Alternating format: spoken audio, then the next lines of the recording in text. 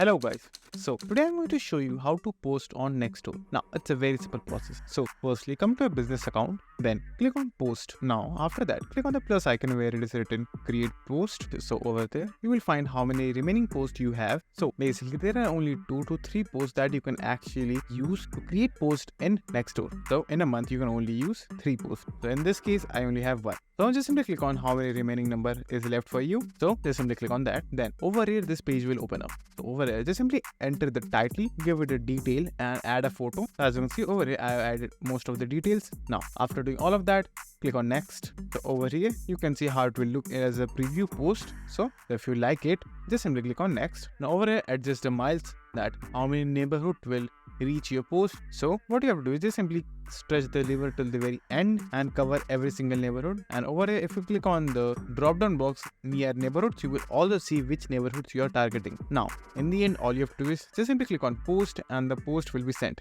So I'm not going to do that. That's it, and thank you for watching, and do like and subscribe to my channel and take care.